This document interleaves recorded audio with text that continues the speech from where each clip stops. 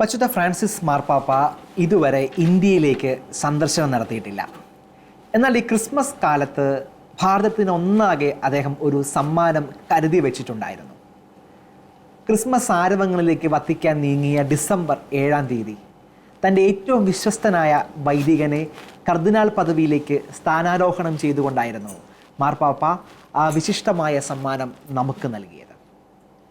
1/4 നൂറ്റാണ്ടിലധികമായി വത്തിക്കാനിൽ ശുശ്രൂഷ ചെയ്തുകൊണ്ടിരിക്കുന്ന 11 മാർപ്പാപ്പായുടെ വിദേശ യാത്രകൾ ക്രമീകരിക്കുകയും ഏകോപിപ്പിക്കുകയും ചെയ്ത നമ്മുടെ എല്ലാം പ്രിയങ്കരനായ കാർഡിനൽ മാർ ജോർജ് കൂവക്കാടായിരുന്നു മാർപ്പാപ്പ കരുതി വെച്ച ആ സമ്മാനം.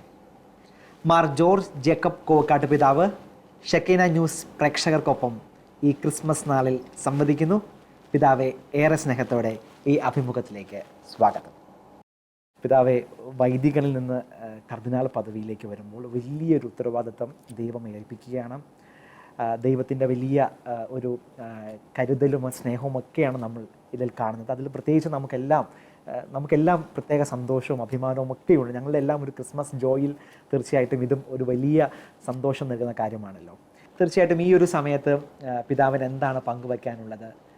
ദൈവത്തിൻ്റെ ആ വലിയ പദ്ധതിയെ, അഭിവന്ദ്യ ഫ്രാൻസിസ് പിതാവിൻ്റെ ആ ഒരു സ്നേഹത്തെ, കരുതലിനെ എല്ലാം അങ്ങ് എങ്ങനെയാണ് ഓർത്തെടുക്കുന്നത്? ആദ്യമായിട്ട് തന്നെ ഇത്തരമൊരു അവസരം തന്നതിന് പ്രത്യേകമായിട്ട് നന്ദി പറയുകയും നിങ്ങളുടെ ശുശ്രൂഷകൾക്കെല്ലാം പ്രത്യേകമായിട്ടുള്ള ദൈവാനുഗ്രഹം നേരുകയും ചെയ്യുന്നു. തികച്ചും അപ്രതീക്ഷിതം എന്ന് പറയേണ്ട കാര്യമില്ല ഇപ്രകാരം ഒരു നിയോഗം. അപ്പോൾ ഞാൻ നയതന്ത്ര കാര്യാലയങ്ങളിലെ ശുശ്രൂഷ ചെയ്തുകൊണ്ടിരുന്നു. അപ്പോൾ സ്വാഭാവികമായിട്ടുള്ള നമ്മുടെ ഒരു യാത്ര എന്ന് പറയുന്നത് വീണ്ടും വത്തിക്കാനിലെ ശുശ്രൂഷയ്ക്ക് ശേഷം തിരികെ ലോകത്തിൻ്റെ ഏതെങ്കിലും ഒരു ഭാഗത്ത് ശുശ്രൂഷ ചെയ്യുക എന്നുള്ളതാണ്. അതിൽ നിന്ന് വ്യത്യസ്തമായ ഒരു നിയോഗവും ഒരു അനുഗ്രഹവും ഒരു ഉത്തരവാദിത്വമാണ് ലഭിച്ചിരിക്കുന്നത്. ഞാനൊരു സാധാരണ വ്യക്തിത്വത്തിനുടമയാണ്. പക്ഷേ അസാധാരണമായ കൃപയുടെ വഴികൾ ദൈവം എൻ്റെ മുമ്പിൽ തുറന്നു തന്നു. അഭിവന്യ പൗത്യ പിതാവ് നയതന്ത്ര കാര്യാലയ ശുശ്രൂഷയ്ക്ക് വേണ്ടി എന്നെ അയച്ചു. അതിനുശേഷം പരിശുദ്ധ പിതാവിൻ്റെ യാത്രകൾ, അതിൻ്റെ ഉത്തരവാദിത്വം എനിക്ക് ദൈവം തന്നു. അപ്പോൾ ഈ ഒരു നിയോഗം പ്രത്യേകിച്ച് ഞാൻ വിശ്വസിക്കുന്നത് ദൈവത്തിൻ്റെ പരിശുദ്ധാത്മാവ് ഇതുവരെ നയിച്ചു. ആ പരിശുദ്ധാത്മാവ് തന്നെ ഇനിയുമുള്ള ശുശ്രൂഷയിൽ എന്നെ ശക്തിപ്പെടുത്തും. എൻ്റെ ശുശ്രൂഷ ദൈവത്തിൻ്റെ ഇഷ്ടപ്രകാരം ഫലപ്രദമായിട്ട് നയിക്കുവാനായിട്ട് ദൈവം ശക്തി തരുമെന്നുള്ള ഒരു ബോധ്യവും വിശ്വാസവുമാണ് എനിക്കുള്ളത്.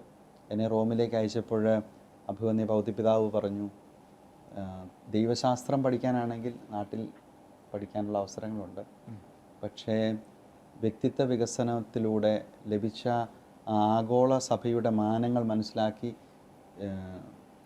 വ്യക്തിത്വ വികസനവും കാര്യപ്രാപ്തിയുമുള്ള നല്ല വൈദികനാകണം എന്ന് പറഞ്ഞയച്ചത് പിതാവിൻ്റെ ആ ദർശനവും ജീവിത വിശുദ്ധിയും ആ ദീർഘവീക്ഷണവും ഒക്കെ പിന്നീട് അനുഗ്രഹമായിട്ട് മാറി. ഈ വാർത്ത വരുന്ന സമയത്ത് അങ്ങ് എവിടെയായിരുന്നു? റോമിൽ തന്നെ ഉണ്ടായിരുന്നോ? അതായത് സെപ്റ്റംബർ മാസത്തിലെ 2 പ്രധാന യാത്രകൾ മാർപ്പാപ്പയ്ക്കുണ്ടായിരുന്നു. ആ 2 യാത്രകളിൽ ഏതാണ്ട് 6 രാജ്യങ്ങളിൽ, അവസാനം സിംഗപ്പൂരിലാണ് അല്ലേ? സിംഗപ്പൂരായിരുന്നു ആദ്യത്തെ യാത്രയുടെ അവസാനത്തെ സന്ദർശനം. അത് കഴിഞ്ഞിട്ട് ലക്ഷംബർഗും ബെൽജിയവും, അവിടെ ഒരു 10 ദിവസം കഴിഞ്ഞ് വീണ്ടും യാത്ര ഉണ്ടായിരുന്നു. അപ്പോൾ സെപ്റ്റംബർ 29 പിതാവിൻ്റെ യാത്രകൾ അന്ന് അവസാനിക്കുന്നത്. അതുകൊണ്ട് തന്നെ ദീർഘനാൾ വളരെ കഠിനാധ്വാനത്തിൻ്റെയും വളരെ ശ്രദ്ധയുടെയും ഒരു സമയമായിരുന്നു. കാരണം Indonesia, Papua New Guinea, East Timor, Singapore, അപ്പം റോമിൽ നിന്ന് ദൂരമുള്ള സ്ഥലങ്ങളാണ്. അവിടെ 2 പ്രാവശ്യം അതിനു മുമ്പ് പോയി, എല്ലാം ഒരുക്കാൻ പോയി. ഈ 3-ാം പ്രാവശ്യമാണ് മാർപ്പാപ്പയോടെ പോയത്. അതുകൊണ്ട് നല്ല തിരക്കുള്ളൊരു സമയമായിരുന്നുകൊണ്ട് ഈ ഒരു കാലഘട്ടം കഴിഞ്ഞ് ഒരാഴ്ച കാലം ഞാൻ ഒരു ഭവനത്തിൽ പോകാമെന്ന് ഞാൻ പറഞ്ഞിരുന്നു. അവിടെ പ്രായമുള്ള മാതാപിതാക്കന്മാരെ കാണാൻ വേണ്ടിയായിരുന്നു. 85 വയസ്സുള്ള ചാച്ചനും അമ്മയും. അവരുടെ ഭവനം വെനിസ്വേലയിലുള്ള ഒരു സ്പെയിനിൽ നിന്ന് ഏതാണ്ട് 60 വർഷങ്ങൾക്ക് മുമ്പ് അങ്ങോട്ട് കുടിയേറി പാർത്തവരാണ്. പക്ഷേ എങ്കിലും അവർക്ക് സ്പെയിനിലൊരു ഭവനമുണ്ട്. അവർ വെനിസ്വേലയിലുള്ള അവരുടെ ഭവനം മിഷനറീസ് ഓഫ് ചാരിറ്റിക്ക് കൊടുത്തു, മഠമാക്കാൻ വേണ്ടി, സിസ്റ്റേഴ്സിന് വേണ്ടി. അപ്പോൾ ഒരു അവസരത്തിൽ അവർ മാർപ്പാപ്പയെ കണ്ടു. അപ്പോൾ ആ മാർപ്പാപ്പയെ കാണുവാനായിട്ട് സാഹചര്യം ഒരുക്കിയ അവസരത്തിൽ അവർ പറഞ്ഞു, ഞങ്ങളുടെ ഭവനത്തിൽ ഒരു പ്രാവശ്യം വരണമെന്ന് പറഞ്ഞു. അവരുടെ ഇടവകയിലായിരുന്നു ഞാൻ. അവിടെ കുർബാനയൊക്കെ ചൊല്ലി അവരോടൊത്ത് ആ ദിവസം പങ്കിടാൻ വേണ്ടി വന്ന അവസരത്തിൽ കുർബാനയ്ക്ക് ശേഷം എനിക്ക് മൊബൈലിൽ മെസ്സേജുകൾ വരാൻ തുടങ്ങി. ഞാൻ വലിയൊരു ശ്രദ്ധിച്ചില്ല, കാരണം പല ഗ്രൂപ്പുകളിൽ വരുന്ന മെസ്സേജുകളാകാം. അതിനുശേഷം എൻ്റെ കൂടെ നേരത്തെ ജോലി ചെയ്തിട്ടുള്ള ഒരു സുഹൃത്ത് നേരിട്ട് ഫോൺ വിളിച്ച് ആദ്യമായിട്ട് ആശംസകൾ പറഞ്ഞപ്പോഴാണ് ഞാൻ അത് ജീവിതത്തിൽ ഒരിക്കലും മറക്കാത്ത ഒരു മൊമെൻ്റാണ്. ജീവിതത്തിൽ ഒരിക്കലും മറക്കാത്ത ഒരു കാര്യം തന്നെയാണ്. കാരണം അത് നമുക്ക് അവിശ്വസനീയമായ ഒരു കാര്യമായിരുന്നു. ഫ്രാൻസിസ് മാർപ്പാപ്പ കൂടെ സഞ്ചരിക്കുകയാണെങ്കിലും അദ്ദേഹം ഒരു സർപ്രൈസായിട്ട് അത് കാത്തു വെച്ചിട്ടുണ്ടാകും എന്ന് നമുക്ക് കരുതാം. അത് 2 ദിവസം മുമ്പ് ഞാൻ സാധാരണഗതി ഞാൻ ഇങ്ങനെ യാത്രകൾ ഉത്തരവാദിത്വം ഉള്ളതുകൊണ്ട് ചില അവസരങ്ങളും മാർപ്പാപ്പ വിളിപ്പിക്കാറുണ്ട്, എന്തെങ്കിലും കാര്യങ്ങൾ ചോദിക്കാനോ പറയാനോ എന്തെങ്കിലും. അതുകൊണ്ട് തന്നെ റോമിൽ നിന്ന് പുറത്തേക്ക്, പ്രത്യേകിച്ച് ഇറ്റലിക്ക് പുറത്ത് പോകാൻ ഞാൻ പിതാവിനോട് പറഞ്ഞിട്ടാണ് പോകാറുള്ളൂ. അപ്പോൾ അതുകൊണ്ട് 2 ദിവസം മുമ്പ് ഞാൻ പിതാവിനെ കണ്ട് ഞാൻ പറഞ്ഞു, ഞാൻ ഈ പ്രകാരം ഒരു യാത്ര പോവുകയാണ്. എന്നോട് ചോദിച്ചു ഇന്ത്യക്കാണോ എന്ന് ചോദിച്ചു. ഞാൻ പറഞ്ഞു അല്ല, ഇന്ത്യക്കല്ല, ഇതുപോലെ സ്പെയിനിലേക്ക് ആണ് പോകുന്നത്. അപ്പോൾ എന്നോട് ചോദിച്ചു ഈ ഞായറാഴ്ച ഇവിടെ കാണുമോ എന്ന് ചോദിച്ചു. ഞാൻ പറഞ്ഞു ഇല്ല പിതാവേ, ഈ ഞായറാഴ്ച ഇവിടെ ഇല്ല, അടുത്ത ഞായറാഴ്ച ഇവിടെ കാണും, നമുക്കൊന്നും അറിയത്തില്ല. അങ്ങനെ പറഞ്ഞു. അപ്പോൾ പിതാവ് പറഞ്ഞു നല്ല യാത്ര എന്ന് പറഞ്ഞു. അപ്പോൾ തീർച്ചയായിട്ടും പിതാവിന് അപ്പോഴേ വ്യക്തതയുണ്ടായിരുന്നു, പക്ഷേ പറഞ്ഞില്ല. അത് സർപ്രൈസായിട്ട് പിതാവ് ഞാൻ പറഞ്ഞതുപോലെ. പിതാവെ, മുൻ വർഷങ്ങളിലൊക്കെ അങ്ങയുടെ ക്രിസ്മസ് കൂടുതൽ സമയവും അത് വത്തിക്കാനുമായി ബന്ധപ്പെട്ടൊക്കെ ആയിരിക്കും. അപ്പോൾ ശരിക്കും വത്തിക്കാനിലെ ക്രിസ്മസ് ലോകം ഇങ്ങനെ അത്ഭുതത്തോടെ കൗതുകത്തോടെ നോക്കുന്ന ഒരു ക്രിസ്മസ് ആണ് അല്ലേ? അപ്പോൾ വത്തിക്കാനിലെ ക്രിസ്മസ് ഓർമ്മകൾ എന്താണ്? ഇപ്പം ഈ വർഷം അങ്ങ് വരുമ്പോൾ ഇന്ന് ഈ ഒരു സമയത്ത് ക്രിസ്മസിൻ്റെ ഈ ദിവസങ്ങളിൽ വളരെ വ്യത്യസ്തമായ നാട്ടിലെ ക്രിസ്മസിലേക്ക് വീണ്ടും അങ്ങ് വരികയാണല്ലേ? അപ്പോൾ എങ്ങനെയാണ് ഇതിനെ രണ്ടിനെയും കാണുന്നത്? പ്രത്യേകിച്ച് വത്തിക്കാനിലെ ഒരു ടിപ്പിക്കൽ ക്രിസ്മസിനെയൊക്കെ എങ്ങനെയാണ് അങ്ങ് ഓർത്തെടുക്കുക? വത്തിക്കാനിലെ ക്രിസ്മസ് ആഘോഷം എന്ന് പറയുന്നത് പ്രധാനമായിട്ടും 24-ാം തീയതി വൈകുന്നേരത്തെ മാർപ്പാപ്പയുടെ വിശുദ്ധ കുർബാനയാണ്. അത് നമുക്കറിയാം, വിവിധ രാജ്യങ്ങളിൽ നിന്നുള്ള ധാരാളം പേര് പങ്കെടുക്കുന്ന ആഘോഷപൂർണ്ണമായിട്ടുള്ള വിശുദ്ധ കുർബാനയാണ്. സാധാരണഗതിയിൽ അതിൽ പങ്കെടുക്കാനായിട്ട് സാധിക്കും. പിന്നീട് അന്ന് വൈകുന്നേരം ഒരു പ്രത്യേകതയുള്ള, പ്രത്യേകിച്ച് ഇപ്പോൾ ഫ്രാൻസിസ് മാർപ്പാപ്പ തൻ്റെ ഔദ്യോഗിക വസതിയിൽ നിന്ന് മാറി താമസിക്കുന്നത് കൊണ്ട് ഈ സാന്ത മാർത്ത എന്ന് പറയുന്ന ഭവനത്തിൽ കേക്ക് മുറിക്കാനും ഈ ക്രിസ്മസ് ആഘോഷിക്കാനും ഒക്കെയുള്ള ഒരു വ്യത്യസ്തമായൊരു അവസരം കൂടിയുണ്ട്. പിന്നെ പിതാവ് തീർച്ചയായിട്ടും ഈ ക്രിസ്മസ് ആഘോഷങ്ങൾക്ക് പ്രത്യേകമായ രീതിയിൽ പാവപ്പെട്ടവർക്കൊരു പ്രത്യേക ആയിട്ടുള്ള അവസരവും പിതാവ് സൃഷ്ടിക്കാറുണ്ട്. അവർക്ക് കൂടുതൽ സമ്മാനങ്ങൾ കൊടുക്കുകയും അവരോടൊത്ത് ഏതെങ്കിലും ഒരു സമയം ചെലവഴിക്കുകയും ഒക്കെ ചെയ്യുന്ന വ്യത്യസ്തമായ ഒരു തീർച്ചയായിട്ടും വ്യത്യസ്തമായൊരു അനുഭവമാണ് അത് വത്തിക്കാനിലെ അനുഭവം. ഈ റോമിലെ അല്ലാതെ തന്നെ ഇടവകളിൽ പോകുമ്പോഴും ഈ ക്രിസ്മസ് എന്ന് പറയുന്നത് ഒരു കുടുംബ കൂട്ടായ്മയുടെ ഒരു നല്ലൊരു അവസരമാണ്. പ്രത്യേകിച്ച് ഇറ്റലിക്കാർ നമ്മുടെ കാര്യം പറഞ്ഞതുപോലെ തന്നെ കുടുംബവുമായിട്ട് വളരെ അടുപ്പം നിലനിർത്തുന്ന ഒരു സംസ്കാരമാണ് അവരുടെ. അപ്പോൾ കേരളത്തിലേക്ക് വരുമ്പോൾ അങ്ങ് പഠിക്കുന്ന കാലത്തൊക്കെ ഒരു ക്രിസ്മസ് ഉണ്ട്, പിന്നീട് വൈദിക ജീവിതത്തിലേക്ക് വരുമ്പോൾ ഒരു ക്രിസ്മസ് ഉണ്ട്. എന്നാൽ അതെല്ലാം മാറിയിട്ട് എനിക്കൊന്ന് അങ്ങനെ ലൈഫിലെ ഏറ്റവും മെമ്മറബിളായ ഒരു ക്രിസ്മസ് ഒരു പക്ഷേ ഈ ഔദ്യോഗികമായിട്ടുള്ള ഈ ഒരു കർദിനാൾ സ്ഥാനത്തിന് ശേഷമുള്ള ആദ്യ ക്രിസ്മസ് ആണല്ലോ. ഈ ക്രിസ്മസിന് എങ്ങനെയാണ് എത്രത്തോളം വേറിട്ടതാകുന്നുണ്ട് അങ്ങേക്ക് ഈ നാട്ടിലെ ക്രിസ്മസ്, പ്രത്യേകിച്ച് ഈ ഒരു പ്രത്യേക അവസരത്തിൽ ഒരു ക്രിസ്മസ്? ഞാൻ ഈ പ്രാവശ്യത്തെ ഈ നാട്ടിലേക്കുള്ള സന്ദർശനം തന്നെ എന്നെ സംബന്ധിച്ചിടത്തോളം ഒരു ഞാൻ പറയും ഒരു കൃതജ്ഞതയുടെ ഒരു യാത്രയാണ്, കൃതജ്ഞതയുടെ ഒരു തീർത്ഥാടനമാണ് എന്നെ സംബന്ധിച്ചിടത്തോളം. എല്ലാവർക്കും നന്ദി പറയാൻ എനിക്ക് ഈ ദാനം അത് വ്യക്തിപരമല്ല എന്നെനിക്കറിയാം, എങ്കിലും അതിന് എന്നെ ഒരുക്കിയ എല്ലാവരോടും നന്ദി പറയാൻ, പ്രത്യേകിച്ചിട്ട് എൻ്റെ അതിരൂപത എന്നെ അങ്ങനെ പുറത്ത് വിട്ടു പഠിപ്പിച്ച് വളർത്തിയതുകൊണ്ടാണ് ഞാൻ ഇന്ന നിലയിലെത്തിയത്. അതുപോലെ തന്നെ മാതാപിതാക്കന്മാരും കുടുംബവും എല്ലാം അല്ലേ, കുടുംബവും നന്ദിയുടെ ക്രിസ്മസ് ആണ്. അതെ അതെ അതെ. അപ്പോൾ അങ്ങനെ പരിസ്ഥിതിപിതാവ് എപ്പോഴും പറയാറുണ്ട്, നമ്മുടെ സ്വന്തം സംസ്കാരവും സ്വന്തക്കാരെയും വന്ന വഴികളെയും മറക്കരുത്. അപ്പോൾ എനിക്ക് തോന്നുന്നു അങ്ങനെ ഒരു ക്രിസ്മസ്, പ്രത്യേകമായ ഒരു ക്രിസ്മസ് എനിക്ക് തന്ന ഈ വലിയ ദൈവാനുഗ്രഹത്തിന് കാരണക്കാരായിട്ടുള്ളവരെ കണ്ട് വീണ്ടും അനുഗ്രഹം മേടിക്കാനുള്ള ഒരു ക്രിസ്മസ്, നന്ദിയുടെ ക്രിസ്മസ് ആണ് അല്ലേ. ബുഡാപെസ്റ്റിൽ ദിവ്യകാരുണ്യ കോൺഗ്രസ്സിൽ പിതാവ് പങ്കെടുക്കുന്ന സമയത്ത് അന്ന് വിമാനത്തിൽ അദ്ദേഹം പ്രസ് റിലീസിൽ ഞാൻ വായിച്ചത് ഇങ്ങനെയാണ്, അങ്ങ് പിതാവ് വിളിക്കുന്നത് സ്മൈലിംഗ് ഡിക്റ്റേറ്റർ എന്നൊരു വാക്കാണ് പിതാവ് ഉപയോഗിക്കുന്നത്. അപ്പോൾ എനിക്കറിയാം ഒരു രാജ്യ തലവനാണ്, ഒരു സഭയുടെ അധിപനാണ്. അപ്പം വളരെ അധികം സുരക്ഷകളും ഒത്തിരി സെക്യൂരിറ്റി ചെക്കുകളും പല രീതിയിലുള്ള ജാഗ്രതകൾ നമുക്ക് ആവശ്യമുണ്ട്. ഇപ്പോൾ അഭിമന്യ പിതാവിൻ്റെ ദ ഹോപ്പ് എന്ന് പറഞ്ഞ ഓട്ടോബയോഗ്രഫിയിൽ നമ്മൾ വായിക്കുന്നുണ്ട്, ഇറാഖിൽ അദ്ദേഹത്തിനെതിരെ ആക്രമണം ഉണ്ടാകുന്ന സാഹചര്യം. ഇത് പലയിടത്തും നമ്മൾ ഇന്തോനേഷ്യയിൽ നമ്മൾ ഇതിന് സമാനമായ വാർത്ത വായിച്ചു, അത് ഇടപെടില്ല. അപ്പം അങ്ങ് ഇങ്ങനെ പുഞ്ചിരിച്ചുകൊണ്ടിരിക്കുമ്പോഴും വളരെയധികം ടെൻഷനിലൂടെ അല്ലെങ്കിൽ വലിയ സംഘർഷങ്ങളിലൂടെ തന്നെ ആയിരിക്കണമല്ലോ അഭിമന്യ പിതാവിൻ്റെ ലോകം മുഴുവൻ ആദരിക്കുന്ന ഒരു വ്യക്തിത്വത്തിൻ്റെ യാത്രകൾ. അപ്പോൾ എത്രത്തോളം ചലഞ്ചിങ് ആണ് ശരിക്കും അഭിമന്യ പിതാവിൻ്റെ ഈ യാത്രകൾ? അതിൻ്റെ ഇപ്പോൾ അങ്ങ് പറഞ്ഞതുപോലെ സിംഗപ്പൂർ അല്ലെങ്കിൽ ഈ രാജ്യങ്ങളിലൊക്കെ മൂന്നാമത്തെ തവണയാണ് പോവുക അല്ലേ. അപ്പം എത്രത്തോളം ജാഗ്രത ശരിക്കും ആവശ്യമുണ്ട്? അത് വലിയൊരു റെസ്പോൺസിബിലിറ്റി തന്നെയാണല്ലോ. അതിനെക്കുറിച്ച് എന്താണ്? പരിശുദ്ധാവിൻ്റെ യാത്ര എന്ന് പറയുന്നത് പത്രോസിൻ്റെ പിൻഗാമിയുടെ തീർത്ഥാടനമാണ്. അതുകൊണ്ട് തന്നെ ഇത് നമുക്ക് ഓരോ യാത്രയിലും ചില പ്രോട്ടോക്കോളുകളുണ്ട്. ഇപ്പം ഒരു രാജ്യത്ത് ചെന്ന് കഴിഞ്ഞാൽ ആദ്യം രാഷ്ട്രതലവനെ കാണുന്നു, അതിന് അരമണിക്കൂറുണ്ട്. പ്രധാനമന്ത്രിയെ കാണുന്നതിന് 15 മിനിറ്റുണ്ട്. അങ്ങനെ അതിനുള്ള പ്രോട്ടോക്കോളുകൾ നമ്മൾ സ്ഥിരമായിട്ട് നിശ്ചയിച്ചു. അതിൻ്റെ സമയം അതെവിടെയാണെന്നും എല്ലാ കൃത്യവുമായ തീരുമാനിക്കാനുള്ള ഉത്തരവാദിത്വം എന്നിൽ നിക്ഷിപ്തമാണ്, മറ്റ് രാജ്യത്തെ പ്രോട്ടോക്കോളുമായിട്ട് സംസാരിച്ച്.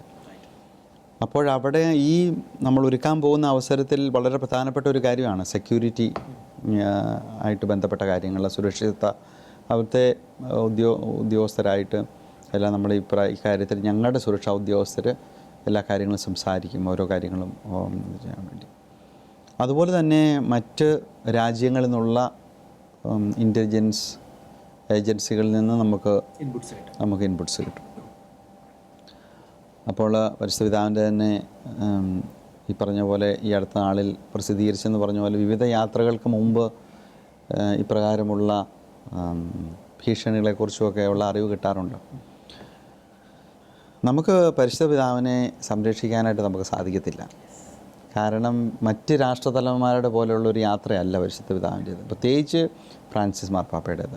പിതാവ് നമ്മൾ പരിപാടികൾ നിശ്ചയിച്ച് വളരെ നമുക്ക് നേരത്തെ തീരുമാനിക്കപ്പെട്ടിരിക്കുന്ന വഴികളുണ്ട്. ആ വഴിയിൽ നേരത്തെ തന്നെ നമ്മുടെ സുരക്ഷാ ഉദ്യോഗസ്ഥർ പോയി പരിശോധിക്കുകയും എല്ലാ കാര്യങ്ങളും ചെയ്യുകയും ചെയ്യും, എല്ലാവിധ ക്രമീകരണവും ചെയ്യും. ഒരവസരത്തിൽ ഈ ബുഡാപെസ്റ്റിലെ തന്നെ അന്ന് ദിവ്യകാരുണ്യ കോൺഗ്രസ് ശേഷം സ്ലോവാക്യയിലേക്കാണ് പോയത്. അവിടെ ഉണ്ടായിരുന്ന അവസരത്തിൽ പിതാവ് അവിടുത്തെ മെത്രാന്മാർ താമസിച്ചിരുന്ന സ്ഥലത്ത് ഭക്ഷണമുണ്ടാക്കിയ സഹോദരിമാർക്ക് ഈ അന്നത്തെ ദിവസത്തെ കുർബാനയിൽ പങ്കെടുക്കാൻ സാധിച്ചില്ല എന്ന് മാർപ്പാപ്പ ഞങ്ങൾ ഭക്ഷണം കഴിച്ചുകൊണ്ടിരുന്നപ്പോഴാണ് പിതാവ് അത് അറിയുന്നത്. അപ്പോൾ പിതാവ് പറഞ്ഞു, ഉച്ച കഴിഞ്ഞ് പോകുമ്പോൾ ഇപ്പോൾ ഇവിടെ നിന്ന് ഇറങ്ങുമ്പോൾ എനിക്ക് അവരെ പോയി കണ്ട് നന്ദി പറയണമെന്ന് പറഞ്ഞു. നമ്മൾ അപ്രതീക്ഷിതം വഴി എന്ന് പറഞ്ഞാൽ നേരത്തെ പദ്ധതിയിലുള്ള ഷെഡ്യൂളെ തെറ്റി. അപ്പം ആ വഴിയെടുത്ത് പോകുമ്പോൾ കൂടെയുള്ള സുരക്ഷാ ഉദ്യോഗസ്ഥർക്ക് അങ്കലാപ്പുണ്ട്. പക്ഷേ പിതാവിൻ്റെ ആഗ്രഹങ്ങൾ നമ്മൾ സാധിക്കുക എന്നുള്ളതാണല്ലോ നമ്മുടെ ഉത്തരവാദിത്തം. അപ്പോൾ ഞാൻ ഓർക്കുകയായിരുന്നു, പിതാവ് അതുവഴി പോയി അടുക്കളയിൽ കൂടെ കയറി അവരെ കണ്ട് അവർക്ക് നന്ദിയൊക്കെ പറഞ്ഞ് ഭക്ഷണമൊക്കെ ഉണ്ടാക്കിയതിന് എല്ലാത്തിനും അവർക്ക് നന്ദിയൊക്കെ പറഞ്ഞ് അവർക്ക് കൊന്തയും ആശീർവാദമൊക്കെ കൊടുത്ത് പോരുന്നതേ. ഇപ്പോൾ ഫ്രാൻസിസ് മാർപ്പാപ്പ എന്ന് പറയുന്ന വ്യക്തിത്വത്തെ നമുക്ക് ദൈവം തന്നെ കാക്കണം. പക്ഷേ എങ്കിലും നമ്മൾ ചെയ്യാനുള്ളതെല്ലാം നമ്മൾ ചെയ്യുകയും വേണം. പിന്നെ പുഞ്ചിരിയെ പറ്റി പറഞ്ഞത്, ഞാൻ എൻ്റെ ജീവിതാനുഭവങ്ങളിൽ നിന്ന് പഠിച്ച ഒരു കാര്യം, ഏത് ഉത്തരവാദിത്തത്തിൽ ഏത് മേഖലയിൽ ജോലി ചെയ്യുമ്പോഴും ആ ഉത്തരവാദിത്തത്തിൻ്റെ ഓഫീസിൽ എവിടെയാണെങ്കിലും ഒരു ശാന്തത നമ്മൾ നിലനിർത്തണം. അത് മാത്രമേ, എങ്കിലേ നമ്മൾ മാത്രമല്ല ബാക്കിയുള്ളവർക്കും അതൊരു എനർജി ഷെയർ ചെയ്യപ്പെടുക, അവർക്ക് ശാന്തയോട് ജോലി ചെയ്യാൻ പറ്റുള്ളൂ. അപ്പം ഞാൻ ഉത്തരവാദിത്തമുള്ള എൻ്റെ ഓഫീസിൽ എൻ്റെ ശാന്തത വളരെ പ്രധാനപ്പെട്ടതാണ്. അത് ഞാൻ ചില തിക്താനുഭവങ്ങളിൽ നിന്നും പഠിച്ചതാണ്, ചില അനുഭവങ്ങളിൽ നിന്നും പഠിച്ചതാണ്. അത് മാനുഷികമായൊരു കാര്യമാണ്. പക്ഷേ ഞാൻ മനസ്സിലാക്കുന്നൊരു കാര്യം, നമ്മൾ ശാന്തമായിട്ട് എന്ത് പ്രതിസന്ധികളും ഈ മുമ്പ് പറഞ്ഞ പോലെ യാത്രകളിൽ പല പ്രതിസന്ധികൾ അപ്രതീക്ഷിതമായി വരാറുണ്ട്. പല തീരുമാനം എടുക്കാൻ നമ്മൾ യാത്രയ്ക്ക് ഒരുക്കുന്ന അവസരത്തിൽ നമുക്ക് നമ്മുടെ തന്നെ സുപ്പീരിയേഴ്സ് ഉണ്ട്, അവരോട് നമുക്ക് ചോദിക്കാം, അല്ലെങ്കിൽ മാർപ്പാപ്പോട് തന്നെ ചോദിക്കാം. ചില അവസരങ്ങളിൽ നമ്മൾ തന്നെ തീരുമാനം എടുക്കണം. അപ്പോൾ അവിടെ ഏറ്റവും പ്രധാനപ്പെട്ട ശാന്തതയാണ്. അപ്പോൾ ആ ശാന്തതയിൽ അത് പരിശുദ്ധ പിതാവിൽ നിന്നും പഠിക്കേണ്ട ഒരു കാര്യമാണ്. ഇങ്ങനെ അപ്രതീക്ഷിതമായിട്ടുള്ള മാറ്റങ്ങളോ പ്രതിസന്ധികളോ വരുമ്പോൾ പിതാവിനോട് ചോദിച്ചാലും പിതാവ് പറയും, നീയാണ് coordinator, you decide and I will follow. ഞാൻ പല അവസരങ്ങളിൽ പിതാവിനോട് ചോദിക്കാറുണ്ട്, പിതാവേ ഇങ്ങനൊരു അവസരത്തിൽ എന്താണ് ചെയ്യേണ്ടത്, യു ഡിസൈഡ്. അപ്പം നമുക്കതിനുള്ള സ്വാതന്ത്ര്യം വലിയ പ്രോത്സാഹനമാണ് അല്ലേ? നമ്മൾ ശുശ്രൂഷ ചെയ്യുമ്പോൾ നമുക്കൊരു സ്വാതന്ത്ര്യം. ഈ യാത്രയിൽ ഇപ്പം വളരെ പ്രധാനപ്പെട്ട ഇപ്പം ഇന്തോനേഷ്യ പോലുള്ള രാജ്യങ്ങൾ, DRC കോങ്കോ പോലുള്ള രാജ്യങ്ങളിലൊക്കെ ബഹ്റൈനിലെ സന്ദർശനം, അപ്പം വളരെ പ്രധാനപ്പെട്ട രാജ്യങ്ങളിൽ അങ്ങ് സന്ദർശനം നടത്തിയപ്പം ഇതിൽ ഏറ്റവും അവിസ്മരണീയമായ ഒരു ഓർമ്മ, അല്ലെങ്കിൽ ഏറ്റവും അവിസ്മരണീയമായ ഒരു സ്വീകരണം ഏത് തലത്തിലും അങ്ങേക്ക് എപ്പോഴും ഓർമ്മയിലുള്ള ഒത്തിരി യാത്രകൾ ഉണ്ടെങ്കിലും ഒരു യാത്രയെ ഓർത്തെടുക്കാനാണെങ്കിൽ അത് എവിടെയായിരിക്കും? മുമ്പ് പറഞ്ഞ പോലെ വിവിധ യാത്രകളിൽ വ്യത്യസ്തമായ രീതിയിൽ ഉള്ള സ്വീകരണമായിരുന്നു. ഈ അടുത്ത നാളിൽ നിന്നുണ്ടായ യാത്രകളിൽ ഏറ്റവും ഹൃദ്യമായിട്ട് തോന്നിയത് ഈസ്റ്റ് തിമോറിലായിരുന്നു. അതായത് ആ രാജ്യത്തെ തന്നെ പകുതി ജനങ്ങൾ, കത്തോലിക്ക രാജ്യമാണ്, പകുതി ജനങ്ങളോളം തന്നെ വന്ന് പിതാവിനെ കവിഞ്ഞൊഴുകുന്ന ജനസാഗരം. അത് അവിടുത്തെ കുർബാനയിലും പിന്നെ അത് വളരെ വളരെ വ്യക്തമായിരുന്നു. ഏതാണ്ട് 60 ലക്ഷത്തോളം പേര് കുർബാനയിൽ പങ്കെടുത്തു. വളരെ ഊഷ്മളതയോടുകൂടി, വളരെ സ്നേഹത്തോടുകൂടിയുള്ള ഒരു സ്വീകരണം അവരവിടെ ഒരുക്കി. മറ്റ് ഒരുപക്ഷെ ഇപ്പോൾ ഈ ബഹ്റിനിലൊക്കെ നമുക്കറിയാം, അവിടുത്തെ ബഹ്റിനിലേക്ക് രാജാവൊക്കെ വളരെ നല്ല രീതിയിലാണ് എല്ലാ കുതിരകളെയും ഒക്കെ അയച്ച് വളരെ ഭംഗിയായ രീതി. പക്ഷേ ഊഷ്മളത ഈസ്റ്റ് തിമോറിലായിരുന്നു. അഭിനന്ദ പിതാവ് സിംഗപ്പൂർ സന്ദർശിക്കുന്ന സമയത്ത് ഞാൻ സിംഗപ്പൂരിൽ ഒരു യാത്രയിലുണ്ടായിരുന്നു. അപ്പോൾ ഞാൻ അവിടെ അന്വേഷിച്ചപ്പം എനിക്ക് മനസ്സിലായൊരു കാര്യം, അഭിനന്ദ പിതാവ് താമസിച്ചത് ഒരു സെമിനാരിയിലാണ്, സിംഗപ്പൂരിലെ സെമിനാരിലാണ് താമസിച്ചത്. അപ്പം നമ്മൾ വിചാരിക്കും, അല്ലെങ്കിൽ ഒരു സാധാരണ കോണ്ടെക്സ്റ്റ് നമ്മൾ വിചാരിക്കുമ്പം അഭിനന്ദ പിതാവ് താമസിക്കുന്ന, ഞാൻ ആ മുറികളൊക്കെ കാണുകയാണ്, വളരെ ചെറിയൊരു മുറിയിൽ അദ്ദേഹം താമസിക്കുകയാണ്. ശരിക്കും ഇങ്ങനെ ഒരു വ്യക്തിത്വത്തിൻ്റെ ലാളിത്യം അല്ലേ? എനിക്കൊന്ന് അങ്ങയുടെ ലൈഫിനെയും ഇങ്ങനെ ഈ കാലഘട്ടങ്ങളിലൊക്കെ ഇതാണല്ലോ അങ്ങ് എപ്പോഴും കാണുന്നത് അല്ലേ? ഇങ്ങനെ ലാളിത്യം അങ്ങനെ മുമ്പിൽ വരികയാണ് അല്ലേ? ശരിക്കും ഇത്തരം എനിക്ക് തോന്നുന്നു പിതാവ് താമസിക്കുന്ന സ്ഥലങ്ങളെല്ലാം ഇങ്ങനെ ലാളിത്യം, അദ്ദേഹത്തിന് ഇപ്പോഴത്തെ വസതി പോലും അതിൻ്റെ ഒരു ഉദാഹരണമാണല്ലോ. ഇപ്പം ഇങ്ങനെ ഒരു ലാളിത്യം അല്ലേ, ഈ പുൽക്കൂട്ടിൽ പിറന്ന ഉണ്ണീശോയെ നമ്മൾ ധ്യാനിക്കുന്ന ഈ സമയത്ത് ഈ ഒരു ലാളിത്യം നമുക്കെല്ലാം ഒരു പ്രചോദനമാണല്ലോ അല്ലേ? എനിക്കൊന്ന് അങ്ങയുടെ വ്യക്തിപരമായ ജീവിതത്തിലും അല്ലേ ഇത്തരം ഒത്തിരി ഓർമ്മകൾ അങ്ങേക്ക് ഉണ്ടാകും അല്ലേ അഭിനന്ദ പിതാവിനെ ഓർത്താൻ? തീർച്ചയായിട്ടും. അതായത് ഇപ്പോൾ നമ്മൾ ബഹ്റിൻ യാത്ര, അങ്ങനെയുള്ള യാത്രകളെ പറ്റിയൊക്കെ പറഞ്ഞു. ഓരോ യാത്രയ്ക്ക് പോകുമ്പോഴും സാധാരണഗതിയിൽ പരിശുദ്ധ പിതാവ് വത്തിക്കാൻ്റെ നയതന്ത്ര കാര്യാലയത്തിലാണ് താമസിക്കുന്നത്.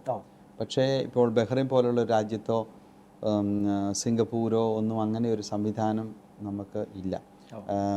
സിംഗപ്പൂർ ഓഫീസ് മുറികൾ മാത്രമേ ഉള്ളൂ, അവിടെ താമസിക്കാനായിട്ട് മാർപ്പാപ്പയ്ക്ക് താമസിക്കാൻ പറ്റിയ ഒരു സംവിധാനം ഇല്ലായിരുന്നു. പക്ഷെ പിതാവ് ഈ ബഹ്റിൻ യാത്ര ഒരുക്കിയ അവസരത്തിൽ പോലും എന്നോട് പ്രത്യേകം പറഞ്ഞത് ഞാൻ ഓർക്കുന്നു. അതിനുശേഷം ദുബായിലേക്ക് COP26 climate change. Climate change കുറിച്ചുള്ള പിതാവ് അതിന് പിതാവ് പോകാനായിട്ട് ആഗ്രഹിച്ചതിനും പോയില്ല. പക്ഷെ അതിൻ്റെ ഒരുക്കങ്ങൾക്കെല്ലാം പോകുന്ന അവസരത്തിൽ എന്നോട് പറഞ്ഞായിരുന്നു, വലിയ മുറികളും വലിയ സ്വർണ്ണ നിറം പൂശിയെടുത്തത് എന്നെ കൊണ്ടിട്ടേക്കരുത്. അപ്പം അതുകൊണ്ട് നമുക്കങ്ങനെ പിതാവിൻ്റെ മനസ്സ് നമുക്കറിയാം. പിതാവ് വളരെ വളരെ സ്വാഭാവികമായിട്ട്, അതായത് പത്രോസിൻ്റെ പിൻഗാമിയുടെ ആ ശുശ്രൂഷയെ സാമാന്യ തലത്തിലേക്ക് അവതരിപ്പിക്കാനായിട്ട് പിതാവിന് സാധിച്ചു. പിതാവിൻ്റെ വ്യക്തിപരമായിട്ടുള്ള ലാളിത്യം, അത് പിതാവ് താമസിക്കുന്ന മുറിയിൽ എന്നെ വിളിപ്പിക്കാറുണ്ട്. അവിടെ ചെല്ലുമ്പോൾ മുറിയുടെ വാതിക്കൽ എഴുതി വെച്ചിട്ടുണ്ട്, പരാതി പറയുന്നത് നിരോധിച്ചിരിക്കുന്നു. ആ നിരോധിച്ചിരിക്കുന്നതിൻ്റെ ഒരു സൈനും അവിടെ വെച്ചിട്ടുണ്ട്. അവിടെ ചെന്ന് കഴിഞ്ഞാൽ പിതാവിൻ്റെ വളരെ സിമ്പിളായ ഒരു ടേബിളും സംവിധാനങ്ങളും സാധാരണ എല്ലാ മുറികളിലും കാണുന്നുള്ളത്. അപ്പോൾ ആ ഒരു ശൈലി എപ്പോഴും പിതാവിൻ്റെ രീതികളിലുണ്ട്. അതുപോലെ തന്നെ എളിയവരിൽ പിതാവിന് പ്രത്യേക ഒരു കണ്ണുമുണ്ട്. പാവപ്പെട്ടവരിലും വേദനിക്കുന്നതും ദുർബലരിലും എല്ലാം. അപ്രകാരമുള്ള യാത്രയിൽ നമ്മൾ അടുത്ത് പെരുമാറുമ്പോൾ അത് വളരെ ആത്മാർത്ഥമായിട്ടുള്ള പിതാവിൻ്റെ ജീവിതത്തിൽ മുദ്ര പതിപ്പിച്ചിരിക്കുന്ന ഒരു രീതിയാണ് ആ ലാളിത്യം. പിതാവെ, നമ്മളിപ്പം കേരളത്തിൽ നിൽക്കുമ്പോൾ നമ്മളിപ്പോൾ കാണുന്ന വലിയൊരു ശൈലി എന്ന് പറയുന്നത് ചെറിയ പ്രായത്തിൽ തന്നെ കുട്ടികൾ വിദേശ രാജ്യങ്ങളിലേക്ക് മൈഗ്രേറ്റ് ചെയ്യുന്നുണ്ട്. പിതാവ് ഇപ്പോൾ ഈ രാജ്യങ്ങളിലൊക്കെ ഏത് രാജ്യത്ത് പോയാലും അവിടെ തീർച്ചയായിട്ടും നമ്മുടെ ഒരു വലിയൊരു സാന്നിധ്യം ഉണ്ടാകും. തീർച്ചയായിട്ടും അതൊരു ആഗോള സഭയായി നമ്മളുടെ ഒരു സാന്നിധ്യം വരുന്നു. ഒത്തിരി രാജ്യങ്ങളിൽ തന്നെ അവിടുത്തെ വിശുദ്ധ കൂദാശകളുടെ ആ ഒരു സംവിധാനങ്ങൾ മുഴുവൻ അത് നിലനിൽക്കുന്നതും വിശുദ്ധ കുർബാന അർപ്പിക്കപ്പെടുന്നത് പോലും നമ്മുടെ ആളുകളുടെ സാന്നിധ്യം കൊണ്ടാകുന്ന ഒരു സാഹചര്യം അങ്ങ് കാണുന്നുണ്ടല്ലോ. എന്നാൽ മറുവശത്ത് നമ്മളുടെ ഏറ്റവും നല്ല റിസോഴ്സ് നമ്മുടെ നാട്ടിൽ നിന്ന് പോകുന്നു. നമ്മൾക്ക് പല പ്രതിസന്ധികൾ നമ്മൾ നേരിടുന്ന ഒരു കാലഘട്ടം കൂടിയാണല്ലോ. ഇത് രണ്ടിൻ്റെയും ഇടയിൽ നിന്നുകൊണ്ടാണ് നമ്മൾ ഈ വിഷയത്തെ കാണേണ്ടതെന്ന് എനിക്ക് തോന്നുന്നു. പിതാവ് എങ്ങനെയാണ് ഇങ്ങനെയുള്ള ഒരു വലിയ തോതിലുള്ള മൈഗ്രേഷനെ കാണുന്നത്? പ്രത്യേകിച്ച് നമ്മുടെ റിസോഴ്സിനെ ഇങ്ങനെ വരുന്ന ഈ ഒരു സാഹചര്യത്തെ എങ്ങനെയാണ് പിതാവ് വായിച്ചെടുക്കുക? ഇത് നല്ല ഭംഗിയായിട്ട് ആ ചോദ്യം അവതരിപ്പിച്ചു. അതായത് ഇപ്പോൾ ഈ രാജ്യത്തുനിന്ന് യുവജനങ്ങൾ കൂട്ടത്തോടെ പോകുന്നത് അതൊരു നഷ്ടമല്ല. വേറെ സ്ഥലങ്ങളിൽ സുവിശേഷവൽക്കരണത്തിനും സുവിശേഷ സാക്ഷ്യത്തിനും, സുവിശേഷ സാക്ഷ്യം എന്ന് പറഞ്ഞാൽ വളരെ പ്രധാനപ്പെട്ടതാണ്. കാരണം നമ്മുടെ ആളുകൾ പോയി ജോലി ചെയ്യുന്ന മേഖലകളിൽ വളരെ ആളുകൾ കുറഞ്ഞ ദൈവാലയങ്ങളിലൊക്കെ നമ്മുടെ വിശ്വാസികൾ വന്ന് ഞായറാഴ്ചകളിലൊക്കെ ഇത്രയധികം കുഞ്ഞുങ്ങളും മുതിർന്ന കുട്ടികളൊക്കെ ആയിട്ട് വന്ന് ഒരു കുടുംബമായിട്ട് വന്ന് ബലിയർപ്പിക്കുന്നതൊക്കെ വലിയൊരു സാക്ഷ്യമാണ് യൂറോപ്പിലും മറ്റ് രാജ്യങ്ങളിൽ എവിടെയുള്ളവർക്കൊക്കെ. അപ്പോൾ അപ്രകാരം സുവിശേഷം സാക്ഷ്യം കൊടുക്കുവാനായിട്ടുള്ള വലിയൊരു അവസരമായിട്ട് തീർച്ചയായിട്ടും അത് ഭവിക്കുന്നുള്ള കാര്യത്തിൽ യാതൊരു സംശയമില്ല.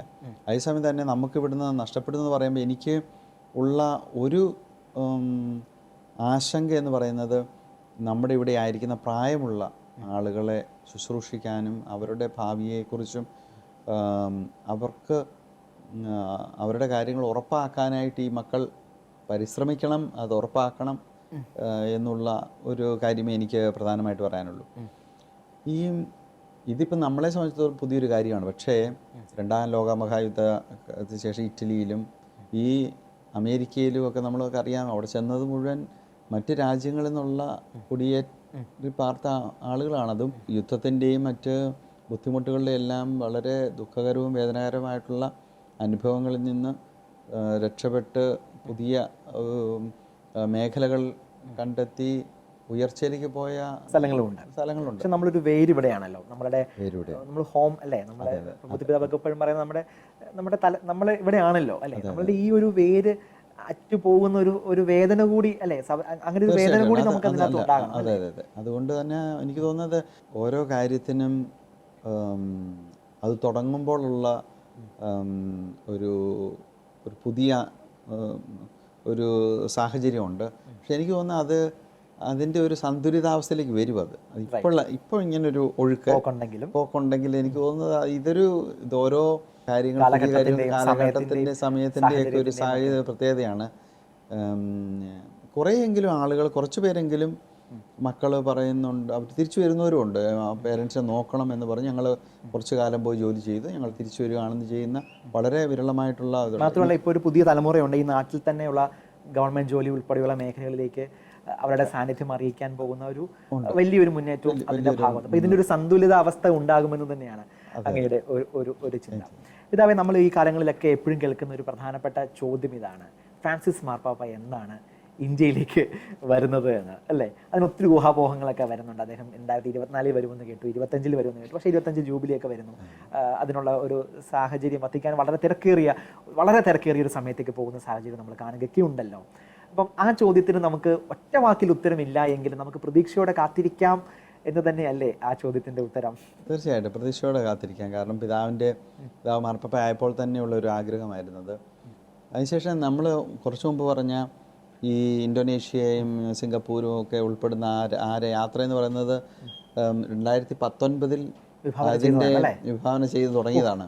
അപ്പോൾ കാലം കൊണ്ടാണോ അങ്ങൊരു യാത്ര അതിലേക്ക് എത്തുക? അത്രയും വർഷം മുമ്പ് പ്ലാൻ ചെയ്താണ്? അത് കോവിഡിൻ്റെ ഒരു പ്രത്യേക അവസ്ഥ കൊണ്ടാണ്. നമുക്ക് യാത്ര ഒരുക്കാൻ വേണ്ടി പ്രത്യേകിച്ച് നമ്മൾ 2 പ്രാവശ്യം അതിനു മുമ്പ് പോകണം എന്നൊക്കെ ഉള്ളതുകൊണ്ടൊരു പ്രത്യേകിച്ച് ദൂരക്കൂടലനുസരിച്ച് നമ്മുടെ ഒരുക്കത്തിനും കുറച്ച് സമയം ആവശ്യമാണ്. ഇതിൻ്റെ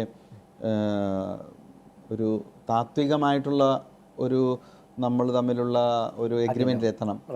അതിനുശേഷം ഈ പ്രോഗ്രാമിനെ കുറിച്ചൊക്കെയുള്ളൊരു നമുക്ക് സ്വീകാര്യമായ ഒരു തീരുമാനത്തിൽ എത്തിക്കഴിഞ്ഞു കഴിഞ്ഞാൽ പിന്നെ പ്രായോഗികമായിട്ട് നമ്മൾ പോയി പറയുന്ന പോലെയല്ല, പോയി കണ്ടു കഴിയുമ്പോഴാണ് ചില സാഹചര്യങ്ങൾ മനസ്സിലാക്കുന്നത്.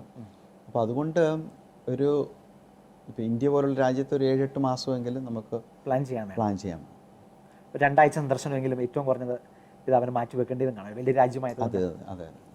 അപ്പോൾ അതുകൊണ്ട് അത് ഏറ്റവും ഇപ്പോൾ ഈ ജൂബിലി വർഷം ആയതുകൊണ്ട് ഒരു ഏതാണ്ട് 80ഓളം പരിപാടികളിൽ വത്തിക്കാനിൽ തന്നെയാണ് ഇപ്പോൾ തന്നെ നടക്കുന്നുണ്ട്. അപ്പോൾ അതുകൊണ്ട് അതിനിടയ്ക്ക് ഇത്ര സമയം കിട്ടുമോ എന്നുള്ള വളരെ സിമ്പിളായി പറഞ്ഞാൽ 2026 പിതാവിന് വരണമെന്ന് ആഗ്രഹം ഉണ്ടെങ്കിൽ 25 അതിൻ്റെ ശ്രമം തുടങ്ങണം, അല്ലെ? അതിൻ്റെ എല്ലാ അങ്ങയുടെ തലത്തിലുള്ള അല്ലെങ്കിൽ ആ ലെവലിലുള്ള കാര്യങ്ങളെല്ലാം അങ്ങ് ക്രമീകരിക്കേണ്ടതായിട്ടുണ്ട്, അല്ലേ? ഞാൻ വേറൊരു ചോദ്യം ചോദിച്ചോട്ടെ. അങ്ങ് കർദിനാൾ സ്ഥാനത്തേക്ക് വരുന്നു, ഒരു വലിയ ഉത്തരവാദിത്വമുണ്ട്, വലിയൊരു സഭയുടെ ഉത്തരവാദിത്തങ്ങളിലേക്കൊക്കെ വരുമ്പോഴും ഇപ്പോഴങ്ങ് ചെയ്തുകൊണ്ടിരിക്കുന്ന ഈ ശുശ്രൂഷ നിലവിൽ അത് അങ്ങ് തുടരുക തന്നെയാണല്ലോ, അല്ലേ? ആ ഉത്തരവാദിത്വം. അതെ, പരിശുദ്ധ പിതാവിന് ഈ കർദിനാൾ പദവി പ്രഖ്യാപനം കഴിഞ്ഞ് ഞാൻ പിതാവിനെ കണ്ടപ്പോൾ, ഇപ്പോൾ ഇങ്ങോട്ട് വരുന്നതിന് മുമ്പ് കണ്ടപ്പോഴും എല്ലാം, പ്രത്യേകിച്ച് ഈ ഡിസംബർ 15 ഒരു യാത്രയുണ്ടായിരുന്നു. ഫ്രാൻസിലെ കോർസിക്ക എന്ന് പറയുന്ന അതൊരു ദ്വീപാണ്. ഒരു ദിവസത്തെ യാത്ര. അന്ന് ഞാൻ കർദിനാളായിട്ടാണ് ഞാൻ പിതാവിനോടൊപ്പം പോയത്. അപ്പോൾ ആ യാത്ര എന്നോട് ചോദിച്ചു, ബുദ്ധിമുട്ടൊന്നും ഇല്ലല്ലോ കർദിനാളായിട്ട്? കാരണം പിതാവിനെ നമ്മൾ സഹായിക്കണം, ഒരു പിതാവിൻ്റെ വീൽ ചെയറിലായതുകൊണ്ട്. അതുകൊണ്ട് ഇപ്പോഴത്തെ തീരുമാനം അനുസരിച്ച് യാത്രകൾ തുടരുക. തീർച്ചയായിട്ടും പുതിയ ഉത്തരവാദിത്തങ്ങളും അതോടൊപ്പം ഉണ്ടാകാനുള്ള സാധ്യതയുണ്ട്. പിതാവെ, നമ്മളിപ്പം അതിരൂപതയിൽ നിൽക്കുമ്പം നമ്മളെല്ലാവരും ഓർക്കുന്നൊരു പേര് പൗത്തിൽ പിതാവിൻ്റെ തന്നെയാണ്. തീർച്ചയായിട്ടും പൗത്തിൽ പിതാവിൻ്റെ ആ ഒരു അത് സഭയെ തന്നെ റീബിൽഡ് ചെയ്യുകയും സഭയെ തന്നെ ഒരു പുതിയ ദിശാബോധത്തിലേക്ക് നയിച്ച ഒരു ക്രാന്തദർശിയായി നല്ല ഇടയെന്ന് നമുക്ക് ഒറ്റ വാക്കിൽ പിതാവിനെ പറയാമല്ലോ. അപ്പോൾ തീർച്ചയായിട്ടും ഇന്ന് പൗത്തിൽ പിതാവ് ഉണ്ടായിരുന്നെങ്കിൽ പക്ഷേ ഏറ്റവും കൂടുതൽ ഇങ്ങനൊരു കൂടിക്കാഴ്ച ഇവിടെ സംഭവിക്കുമായിരുന്നു. എന്നിരുന്നാലും ഈ ഒരു ഘട്ടത്തിൽ പൗത്തിൽ പിതാവിൻ്റെ ആ ഒരു സ്റ്റെപ്പാണല്ലോ അവിടുന്ന് വഴിതിരിച്ചു വിട്ട്, അല്ലേ? ഒരു നല്ല ഇടയൻ എന്ന് പറയുന്നത് ആടുകളെ കറക്റ്റായി ഗൈഡ് ചെയ്യുക എന്നുള്ളതാണല്ലോ. അപ്പം ഇന്ന് ഈ ഒരു വലിയൊരു ഉത്തരവാദിത്വം ദൈവം ഏൽപ്പിക്കുമ്പോൾ എങ്ങനെയാണ് ആ ഒരു കാര്യത്തെ ഓർത്തെടുക്കുക? അതായത് അഭിമന്യ പൗത്രപിതാവിനെ പറ്റി കുറഞ്ഞ വാക്കുകളിൽ നമ്മൾ ചിന്തിക്കുമ്പോൾ പിതാവിൻ്റെ സഭാസ്നേഹം, അതായത് സഭാസ്നേഹം എന്ന് പറയുമ്പം ഈശോയോടുള്ള സ്നേഹം തന്നെ. അപ്പോൾ അതുകൊണ്ടാണ് പിതാവ് പറഞ്ഞത് എനിക്ക് ജീവിക്കുക എന്ന് പറയുന്ന സഭയാണെന്ന്. പൗലോസ് ശ്ലീഹ എനിക്ക് ജീവിക്കുക എന്ന് പറയുന്നത് ഈശോയാണെന്ന് പറഞ്ഞതേ. അപ്പോൾ സഭ എന്ന് പറയുന്നത് ഇന്ന് ഈശോയോടുള്ള സ്നേഹം പിന്തുടരേണ്ടത് സഭയിലൂടെയാണ്. അപ്പോൾ ഞാൻ പിതാവിനോട് എന്നെ ഇങ്ങനെ സെമിനാരിയിൽ വിട്ടതിനും പ്രത്യേകിച്ച് റോമിലെ പരിശീലനത്തിനും ഒക്കെ തിരഞ്ഞെടുത്തതിനും എല്ലാം പിതാവ് നന്ദി പറയപ്പോൾ എന്നോട് പറഞ്ഞത്, എന്നോട് നന്ദി പറയണ്ട, അന്ന് ബ്രദറിന് നന്ദിയുണ്ടെങ്കിൽ ചങ്ങനാശ്ശേരി അതിരൂപതയെ സ്നേഹിക്കുക, സഭയെ സ്നേഹിക്കുക. പിതാവ് എപ്പോഴും സഭയാണ് കണക്ട് ചെയ്യുന്നത്. അപ്പം നമ്മളെ ഈ വത്തിക്കാൻ്റെ നയതന്ത്രകാര്യ ശുശ്രൂഷയ്ക്ക് വിടുന്നത് പോലും പിതാവിൻ്റെ സഭാ ശുശ്രൂഷ. കാരണം മാർപ്പാപ്പയ്ക്ക് വേണ്ടിയുള്ള ശുശ്രൂഷയ്ക്ക് ഒരു വൈദികനെ മാറ്റി നിർത്തുകയാണ്. ചങ്ങനാശ്ശേരി അതിരൂപതയെ സംബന്ധിച്ചിടത്തോളം ഏത് രൂപതയ്ക്കാണെങ്കിൽ അതൊരു വൈദികൻ നഷ്ടമാവുകയാണെന്ന് പറയാം, ആ രീതി ചിന്തിക്കുമ്പോൾ. പക്ഷേ എങ്കിൽ പോലും പിതാവ് വളരെ ദീർഘവീക്ഷണത്തോടുകൂടി നമ്മളെ ഒരുക്കി പ്രത്യേകിച്ച് ബോധ്യങ്ങൾ തന്നു. അതാണ് പിതാവിൻ്റെ പ്രത്യേകമായിട്ടുള്ള ഇത്. സഭാസ്നേഹവും ബോധ്യങ്ങളുമുള്ള കാര്യപ്രാപ്തിയുള്ള അച്ഛനാകണം എന്ന് പറഞ്ഞ് അയച്ച ആ ദർശനത്തിന് മുമ്പിൽ ശിരസ് നമിക്കുന്നു. അഭിമന്യ പിതാവാണെങ്കിലും നമ്മുടെ അഭിമന്യ പിതാവ് സിനോൾവാൾ സഭയെ ഒത്തിരി സ്നേഹിക്കുന്നുണ്ടെന്ന് എനിക്ക് തോന്നുന്നു, ഒത്തിരി കാര്യങ്ങളിൽ അല്ലേ. അപ്പോൾ തീർച്ചയായിട്ടും ഒത്തിരി വിശുദ്ധരെ നമുക്ക് സമ്പാദിക്കാൻ സഭയ്ക്ക് നൽകാൻ സാധിച്ചൊരു ഒരു ഇടമാണ് നമ്മുടെ കേരളം, നമ്മുടെ കൊച്ചുനാട്. മാത്രവുമല്ല വിശ്വാസത്തിൻ്റെ കാര്യത്തിൽ അങ്ങ് പറഞ്ഞതുപോലെ ഏറ്റവും സുദൃഢമായൊരു വിശ്വാസ ബന്ധങ്ങളുള്ള ഒരു നാടാണ് നമ്മളുടെ. ഇതൊക്കെ പിതാവ് ശ്രദ്ധിക്കാറുണ്ടോ, അല്ലെങ്കിൽ അത്തരം കാര്യങ്ങളിലൊക്കെ നിങ്ങളുടെ സംവാദത്തിലൊക്കെ ഉണ്ടാകാറുമുണ്ടാകാം അല്ലേ? ആ കാര്യങ്ങളൊക്കെ അദ്ദേഹം വളരെ കാര്യത്തോടെ കാണുന്നു അല്ലേ, നമ്മളുടെ ഓരോ കാര്യങ്ങളെയും അല്ലേ, ഭാരതത്തെ ഒത്തിരി ഇഷ്ടപ്പെടുന്നു. ഭാരതത്തെ പിതാവ് ഒത്തിരിയേറെ സ്നേഹിക്കും. പ്രത്യേകിച്ച് എനിക്ക് തോന്നുന്നത് ഈ കർദിനാൾ സ്ഥാനം പോലും ഞാൻ അപ്രകാരമാണ്. പിതാവിനെ സംബന്ധിച്ചിടത്തോളം ലോകസമാധാനം, മതസൗഹാർദ്ദം, സമൂഹത്തിലുള്ള സൗഹൃദം, ഇതെല്ലാം വളരെ പ്രധാനപ്പെട്ട മൂല്യങ്ങളാണ്. അപ്പോൾ അതെല്ലാം നമുക്ക് നമ്മുടെ സംസ്കാരത്തിൽ സ്വാഭാവികമായിട്ടുണ്ട്. അതുപോലെ തന്നെ പിതാവ് ഇടയ്ക്ക് ചോദിക്കും നിങ്ങളുടെ നാട്ടിൽ എങ്ങനെയാണ്, പ്രത്യേകിച്ച് മാതാപിതാക്കന്മാരുടെ അവസ്ഥയെക്കുറിച്ച്. ഞാൻ ഓർക്കുന്നുണ്ട് 2 വർഷം മുമ്പ് അങ്ങയുടെ വല്യമ്മ അല്ലേ, വല്യമ്മയെ വീഡിയോ കോൾ ചെയ്തതൊക്കെ ഞാൻ ഓർക്കുന്നു. തീർച്ചയായിട്ടും അതെ. വല്യമ്മയ്ക്ക് കോവിഡ് വന്ന കാലത്തിൽ പിതാവ് പ്രാർത്ഥിച്ച്, പിതാവ് അതിനുശേഷം പിതാവ് പ്രത്യേകമായിട്ട് എപ്പോഴും അന്വേഷിക്കുകയും അപ്രകാരം പിതാവിന് നമ്മുടെ നാട്ടിലെ കുടുംബ ബന്ധങ്ങളെ കുറിച്ച് പിതാവിന് വലിയ മതിപ്പാണ് ഉള്ളത്. അപ്പോൾ അതേക്കുറിച്ചൊക്കെ ഇടയ്ക്ക് ചോദിക്കാറുണ്ട്.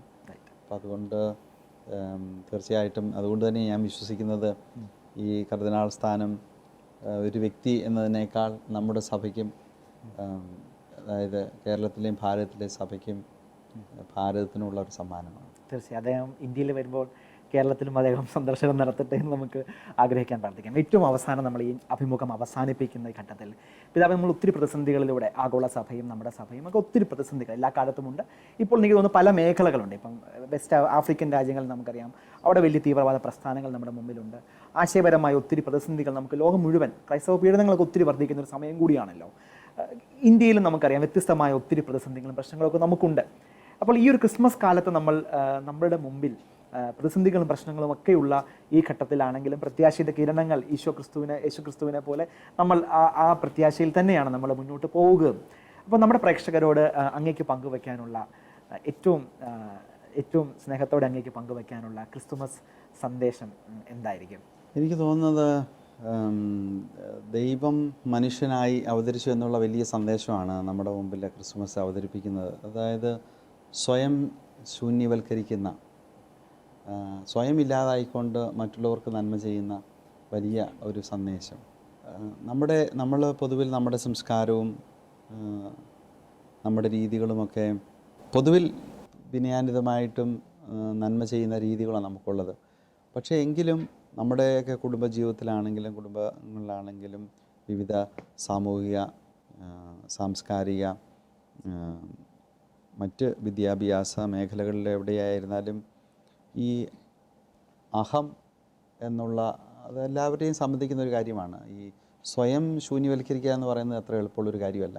അതിന് പ്രത്യേകമായ ദൈവാനുഗ്രഹം കൂടിയേ സാധിക്കുകയുള്ളൂ. കാരണം പലപ്പോഴും നമ്മുടെ കുടുംബങ്ങളിലും നമ്മുടെ സമൂഹത്തിലുമുള്ള പ്രതിസന്ധികൾ, ഇപ്പോൾ ലോക പ്രതിസന്ധികളെടുത്താലും യുദ്ധത്തിൻ്റെ എല്ലാം അടിസ്ഥാനമായിട്ട് നിൽക്കുന്നത് ഈ അഹത്തിനേറ്റ മുറിവാണ്.